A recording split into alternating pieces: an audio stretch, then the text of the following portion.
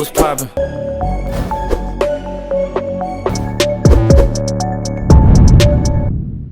What's up, y'all? You're welcome. This is Decoding the Culture here on the show. We decode the culture. And Charlie, Easter fever, so I thought it was right to only give you someone special.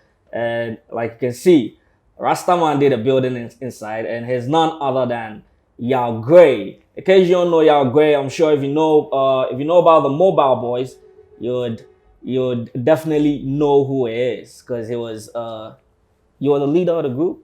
No, Kochoko was at that time. Okay. Yeah, Kochoko was the leader at that time. All right. Anyway, welcome to the studios of OneplayAfrica. I'm humbled to be on your show, man. All right. What have you been up to? It's been long. Music. Yeah, still doing music. I released my third album last year and still pushing it. But I've got a couple of singles, which is not really on the album, that I'm pushing right now too. Also, more like Afro kind of beat kind of things like that. So I'm working hand in hand with, what's on the table and what's about to be on the table. We're gonna come there. Yeah. But I want us to touch on, whilst you were in the musical space. I mean, of course, you've been out for a while. What have you been up to? Still doing music. I never quit. I never stopped. I would all I kept doing was kept releasing. Most importantly, I was just trying to stay relevant by, releasing singles and trying as much as I can to release maybe if a video or two every year. But the only thing is, I don't get to really push it as far as I want to. Is it that the kind of management that you have isn't that strong, or you just want to put them out there just to still be in the musical space? I would say back there for some time, management was not really strong like it is now. Okay. You understand? So there's been a change, and I'm working with the change now. Okay. All right then. So you have a new single out. I have a new single out. Okay, we're going to be checking that out. But Yaw Grey is known to be a hardcore rapper. Yeah, hard on bars. You could drop some freestyle games in a few. I mean, I'm sure you'd like to hear him rap. Yeah. You could drop some freestyle. Okay. Yeah. It goes like the flow in your music, and so bias is big. Hey. Me want one them pounds, so you see the boy you're sick. And kakra to me in the bit by bit. Rappers D in the stage, footballers D in the pitch. Just like any artist, and I'm here to work a deal. Persistence, I say, in a prison, I try and appeal. Ubi I say me a murder just for the beats I kill. I eat MCs for real. Let me tell you how I feel. Me nyame hate this year, I'm for two of my Robbie DJs. Me have to see them in to replay. Y'all great for y'all, man. Just a little something. I told you, just a little something. Yeah, he's got more fire. If I just freestyle about freestyle need a dope, Charlie. It's fire. Real quick, I can see your hairstyle. Yeah. I mean, beautiful. I would want you to touch on the Rasta issue, the Achimota school. Really, I'm not a Rastafarian. Okay. But I understand them, and it's really unfortunate. But your take on, the whole saga. My take is with the Rastas, because I think we all human beings. If there was some half-caste kid that came into the school with the hair, I think it will look normal for them. But why is it not normal for a black guy to try and grow their hair? Why should we always keep that thing in our heads, like you always have to cut bald to look presentable? And this is what the society has been pushing all this while. But I can say there are a lot of people out there growing their hair with Afro, doing the Rasta and all that, who are also helping push this country forward. So if we really not look at what the perception people really have about Rasta, that you're a Rasta man, so you smoke.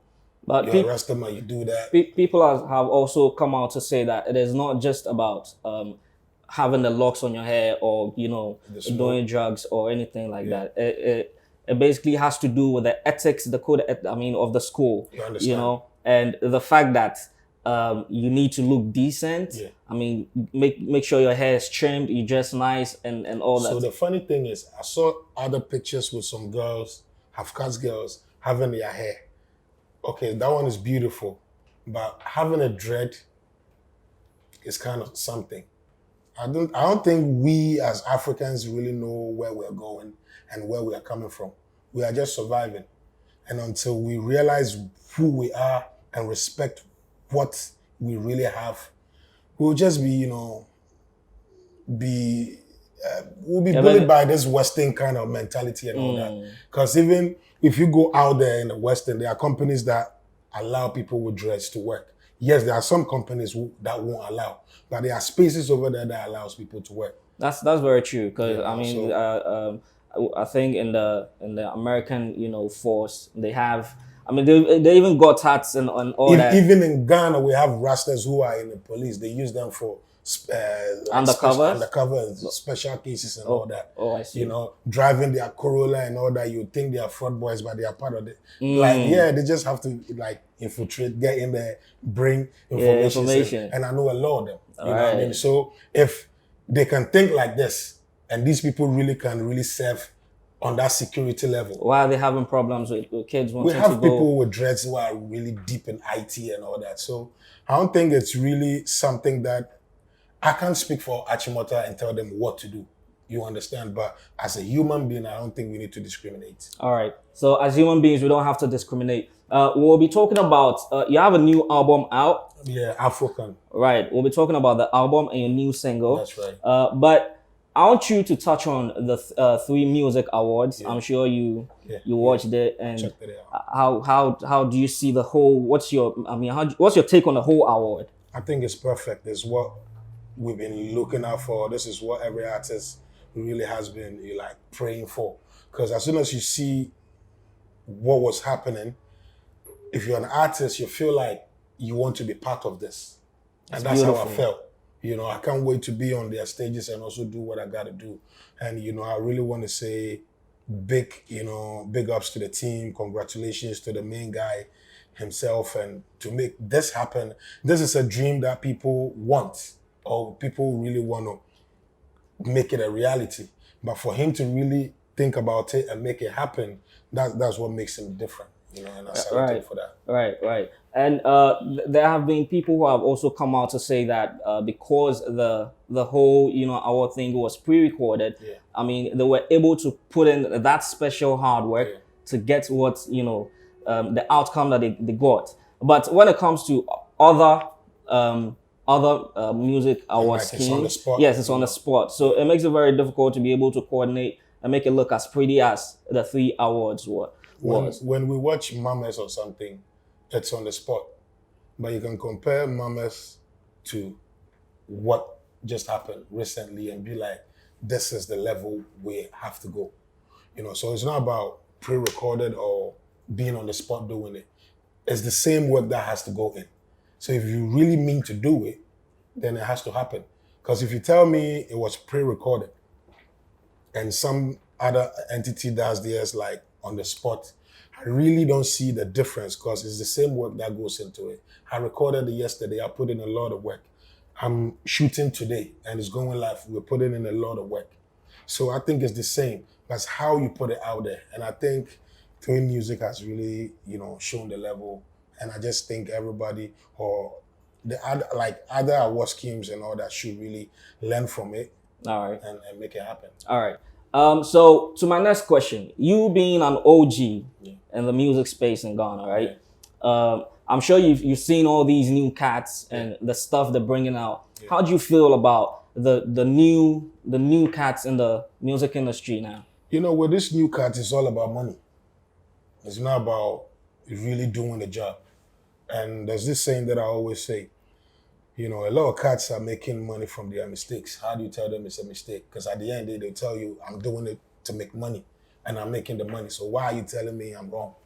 And as an industry, we really need to sit down and not just think about quantity, but quality matters. You know what I mean? But I don't blame such artists. There's no industry. There's no record labels who are really making sure things has to go the way it's supposed to go. Any artist just comes up and say, okay, I'm about to drop an album, drop a single. I have a team and I'm working. So how do you expect them to really know what you know? They will do what they got to do to get there. And you can't blame them for that. So I think it's okay. It's just a new generational kind of thing. But until they also grow as a generation and meet the next generation, for that next generation to point out their mistake, to them they are right.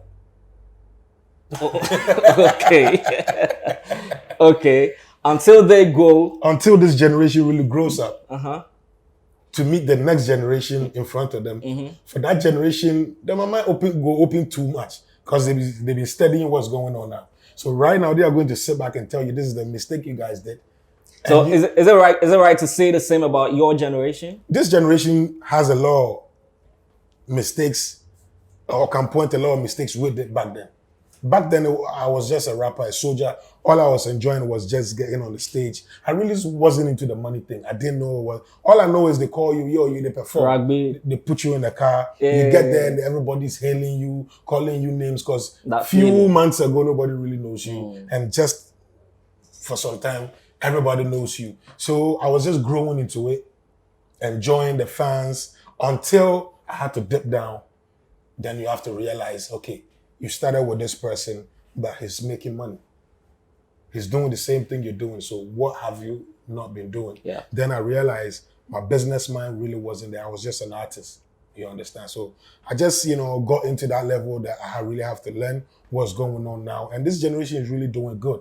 But the only thing I can always say is it's not all about quantity, but quality matters. Quality matters. Yeah. Okay, let's talk about Mobile Boys. Yeah. All right. What's up with Mobile Boys? Why this project you're doing is a single project for yourself, right? Yeah, my album is a all right. So project. where's the whole Mobile Boys crew? It was no more. I tried bringing the group back, but there's a saying that if one person, if you have a captain in the ship and the other person also can be a captain, then the ship has to sink. All right.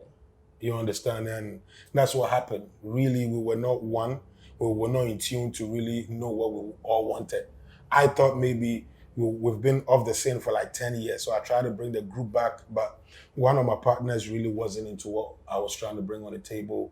He felt the other way. So the best thing, I just had to fall out and start my own thing. So that's where I'm at now. But I'm sure way back then, y'all had some kind of management. I think Reggie Rockstone, the grandpapa, we were Reggie Rockstone, and he's still in the space, and he's still a giant. He's still a giant. He's still a giant doing his own thing. Was there ever a moment that you tried approaching him in order to get the rest of the guys back on the? Actually, he saw me trying to bring the group back, and he hit on me and said, "Yo, Gray, I know what you're trying to do, but I'm scared it won't happen." And I said it will happen. So when everything just went off, and I called him, he started laughing. Right. I said, yo, I told you. And sometimes you just have to hit the wall to really understand what advice or what people are really telling you. Because I was all about the group. I just wanted my people back again because they've been off the scene. I've been running for some time and I felt I was able to make some connections and stuff that it will help. I felt like Mobile Boys is bigger than Yaw Grey brand. All right. So why don't we go back to the Mobile Boys thing? And it was picking until one of my people just felt like it wasn't going the way he felt it should. Was it like there was a beef thing in there? Was there a brawl? No, the whole thing is, like Kochoko was actually when Mobile Boys actually came out, Reggie was like, yo, Gray, you do the communication. Anytime you go for an interview, you do the talking. Okay, Kochoko, you be the leader. Run the day-to-day 1 or 2. Right. And Nkonya is the laid-back kind of person. So when the group was no more and I tried bringing the group back, and when I brought the group, I really didn't sit down to think about who was going to be the leader. So we went on an interview and I was just caught up, like, who is the leader? And I was like, no, none of us is the leader. All we want is somebody to represent us as a manager who can be out there, look for connections for us and trying to put us there. So such a person of a leader kind is what I think we are looking for. But it's still, as a group, you still need a leader. So I was hit with that, and Kochoko felt they asked Nkonya, my other partner, like among the three of us, who does he think is the leader? And he felt like Gray's the one making everything happen. So if you ask me, I'll say Gray's the leader. Oh. And Kochoko felt like I should be the leader. So why are you not telling people I am the leader? So that's where the problem was. he had a problem. I never knew he had a problem and stuff like, he feels, I don't know if I should say this, but going around making it look like Sarkodie stole his style Oh, okay. to become who Sarkodie is. Right. But to me, if Sarkodie stole your style, then you also stole the style from Twista. Okay. Because there's no style, nobody owns his style. Mm-hmm. Nobody even know who really started tongue twisting. Okay, when we were growing up, we knew Bone Thugs and Harmony and stuff like that. But before Bone Thugs and Harmony, a generation before my generation can also point a rapper who was tongue twisting. So okay, you were doing it in Ghana. Sarkodie also came up with it, and it became like everybody went for Sark, and he felt like this is my style, and it's not your style. Okay. So stuff like that was going on, and he felt like most of the opportunities we were getting on platforms, he wanted to use it to address it, and I'm like, we don't need this now. So he felt like I'm on the side of Sark. Okay. You understand? Okay. But really, it's not like I'm on the side of Sark. Sark is there. We are coming in. And You need to focus on let's what you focus have. on what we have. All right. You understand? And listening to him, what he actually even has can't really match up to what that boy is doing up there. So just understand and just do what you got to do, and let's make our money and move. But you still want to go back there and do what you did like 10 years ago when Sark was on stage and Bulare picked the mic and asked, who can murder Sark? Kochugo was standing right next to me and he just walked on the stage. Wow. They gave him mic, he lose guard. He rapped first. Sarkodie grabbed the second mic. Boom. It's spoiled everywhere. Then, Problem come. everybody became a hater to Kochugo because it felt nobody's really talking about him. Nobody's really making the world know he's like a dope tongue twister or something. But all depends on you. The works you put out there should really speak for you. I can't go out there and talk for you. So, anybody listening, you can just go out there and check him out. He's a brother. I'm not in any term with him now, and I don't intend getting into any level with him. Okay. But I wish him well, All right. and that's it. All right. So we wish Kochoko well. On that note, our time is very little, but I want to ask you one or two last questions before we jump, into your whole album and music thing. You being a rapper, a hard rapper for that matter, there has been a lot of, in recent times, there has been a lot of beefs happening in the country. Artists feeling like in order to have a serious or a big hit, or in order to be relevant for people to listen or to want to listen to you, you have to come up with, some sort of drama. How do you feel about that? And are they doing it right? Is this the right way to go as musicians? I think it's the right way. It's a generational thing, because with my generation, you really couldn't do this. The society will even push you off. But now, this generation really understand what social media is, and they feel, okay, this is one of the ways we can really, get to the people and get to the masses. And I don't think there's anything wrong with it. Beef is always good for the culture. Depends on how you do it. Depends on how it helps you. And one thing you must always do is just be careful who you try to go against, because it's either it'll make you or it'll make you or break you. Yeah. So I'm really keen with that, and I don't think it's a big deal to say beef is not good, because if it wasn't, a lot of artists wouldn't be where they are right now. I'm talking about this generation. Okay. Okay. You want to mention names? No, you know them. All right, y'all. You're still hanging out with us on Decoding the Culture. Of course, we're in a building with the oldest G, Brian Gray. It's your from Brian. Oh, yeah, Brian. Yaw Grey. Oh, there's Brian. All right, so let's talk about your album. Yeah. African. Yeah, African. What's the whole explanation behind the name? I get this from a lot of people, like, Gray, you're so too hardcore. Can you tone down a little bit? We want to dance with what you do. We want to listen to you and still have some groove and stuff. So I decided to just tone down and Afro beat and stuff. has been around. So I decided to get, some of these beats and a couple of beats like to mix it. But the whole mentality with African is just to sell Africa, and my own voice with my style. And I named it African in the sense that there's only one race that can wear Afro, and that's the black race. So if we can see other race really do huge things to the extent that we learn from them or want to be like them, I think the same way as Africans, we can sit down and really find a way to sell what we have, to the world. So all I was trying to do with my African album was like empower, African youth coming up that like, yes, we rap on this hip hop beat that people love and all that, but we can, put it on our own beats. We can tone down and let our people also understand that. So my album African was like really to project Africa. In that light. Okay.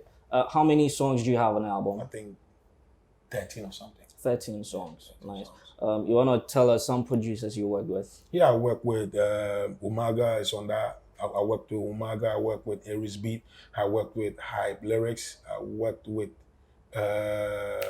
Woody. Okay. I worked with Hydraulics. Nice. I worked with these 5 guys. These are some very tough producers. Tough producers, man. You need to check them out. Really tough producers. I know some 1 or 2s in there. Tough. All right. On an album, which single are you promoting now? Full package is being promoted. Okay. We started with Money Must Come, then full package came. But along the side, I recorded a song which I feel I couldn't keep it. You couldn't wait for the masses to hear. I just had to release it. Yeah. So that song is out right now called Masem, and with the video. All right. So, I'm pushing the video with Masem, so it's not really to take people's minds off the African album, but it's all working in hand to actually bring people's attention onto the African album. Because when somebody hears Masem, might really fall in love with Masem to the extent that that's the only song maybe he or she knows about Grey. So they might be like, okay, so if this is what I'm loving from this guy, what else has he got? Then you can go back to my album and really listen to some cool songs on there. And I'm here to really setting videos of the album to out. Okay, so for now you have a video for Masem. I have a video for Masem, which is on YouTube. Yaw Grey TV, check it out. All right. How soon should we expect some more videos from you?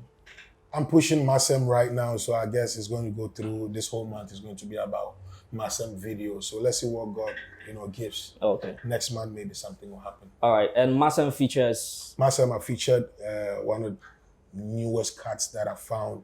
I think the guy is really dope and must be watched out for. He's called Warlord. Yeah, and I think he's good. People should just watch out for him. Absolutely stunning video. I mean, Charlie, smart video. Who shot it? Flex Entertainment, Summit Flex and his team. I want to say a big thank you to, them. They've really been behind me. Let me say this first, some people has really been behind me, like from last year when I decided to really go hard. I want to mention Yaw 18. He's like one of the people who called me and said, Grey, you have it. Yeah. So what can we do? And he's been there for me. I would say Summit Flex has been like a brother ever since, working hand in hand with Yaw 18, trying to push me. Kobiche is one, cool guy who's also helping. And, I want to say big shout outs to everybody really pushing what I do, the Beat Africa, signature lifestyle. All these people are like, that's my part of my management team, helping me to do what I do. And these people have been amazing on my side. We are not there yet, but I see the light. All right. So a big shout out going out to my boss, Yaw 18 of OneplayAfrica, and shouts to Kobiche and Summit Flex. That's all right. Thank you so much for holding down Yaw Grey. I'm sure definitely we're gonna get there. This be some OG me. I know I'm from way back, so you know what I mean. That's right. Our time is up. I'm sure you have some last words for us. My last words. If you would want to put your social media handles out as well. That's what I was going to say. Please follow me on Instagram, Yaw_Grey. The same on Twitter. But most importantly, go to YouTube and make sure you check out Yaw Grey TV on YouTube. Subscribe. I have a lot of videos out there. Just check me out. Put a comment over there. Let me know where you heard from me and what you really like about what I do. Yaw Grey TV, YouTube. Keep it loud. Yeah. So let me hit on that again. It is very important that you go on YouTube right now. Go check out Yaw Grey TV, right? That's right. Subscribe, like the videos in there, and enjoy yourself. There's so much. I was going through your channel last night, and I saw a couple of nice things in there. And I recommend you should go check them out as well. All right. That's right. This has been Decoding the Culture with myself, Joseph AB. You can follow me as well on Twitter and Instagram. My handle is at Joseph_A_B. All right. And don't forget to follow OneplayAfrica on all social media platforms as well. Catch us same time next week. Stay blessed. We out. One play. Add class to your music.